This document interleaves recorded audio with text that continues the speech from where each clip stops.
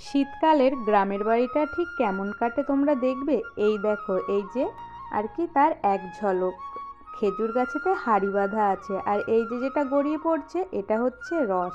তো জানি সকলেই জানো। তো নমস্কার বন্ধুরা, আমি সাথী। তোমাদের সকলকে অনেক অনেক স্বাগত জানাচ্ছি একটি নতুন মিনি ব্লগে। আশা করছি তোমরা যে যেখান থেকে আমার ব্লগটি দেখছো সকলেই খুব ভালো আছো ও সুস্থ আছো।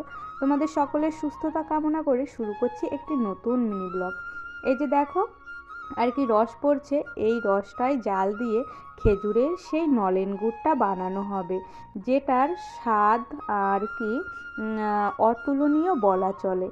তো এমন হয়তো খুব কম মানুষই আছে যার আর কি খেজুরের গুড় ভালো লাগে না। আসলে এই তো সামনে আসছে মকর সংক্রান্তি, নানান ধরনের পিঠে পুলি আর শীতের সময় তো আর কি খেয়ে মজা। তো এই যে আমরা হাঁটতে বেরিয়েছিলাম আর দেখলাম ওই দাদার বাড়িতে চারিপাশ দিয়ে খেজুর গাছগুলোতে এইভাবে রসের হাঁড়ি ঝোলানো আছে।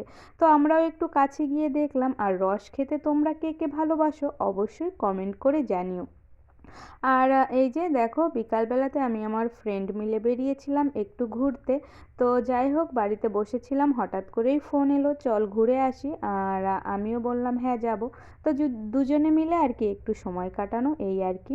তো তারপরে দেখো, ওই যে কথাতে কথাতে বলে আসলের থেকে সুদের দাম বেশি, সত্যিই তাই। আসলের থেকে সত্যিই সুদের দাম বেশি। এই যে দেখো, আমার বাবা একটু শুয়েছিল, বিকালে রেস্ট করছে। বাবার শরীরটা আর কি তেমন ভালো নয়, হাতের যন্ত্রণাটা বেড়েছে। তো ওরা এসে ছোটদার কাছে কত শত আবদার আর কত শত আর কি কথা শুরু করে দিয়েছে। তো আমি ওদেরকে বকছি যে চলো তোমরা বাইরে চলো, এখন ছোটদা একটু শুয়ে আছে, শুয়ে থাক। তো বাবা বলছে না, ওরা এখানে থাকলে আমার কোনো অসুবিধাই হচ্ছে না। আর ওরাও আর কি আমার বাবাকে পেলে আর কিছু চায় না, সব কয়টা মিলে আর কি একসঙ্গে এসে ভিড় জমিয়েছে। তো তারপরে এই যে দেখো, এখন তো দুষ্টুমির আর কি শেষ নেই। এমনিতেই এত ঠান্ডা, পাথরের ওপরে পা পড়লে আর কি ছ্যাঁতছ্যাঁত করে উঠছে, তার ভেতরেই ওরা আর কি ওদের দর্শিপনা চালিয়ে যাচ্ছে। তো এত আর কি টেনে বেঁধে আর কতই বা রাখা যায় বলুন।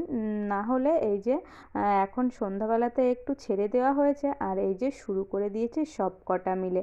আর আমনেরও আর কি পরীক্ষা শেষ হয়ে গেছে, এখন তো পড়ার চাপ নেই, ওকে আর কে পায়।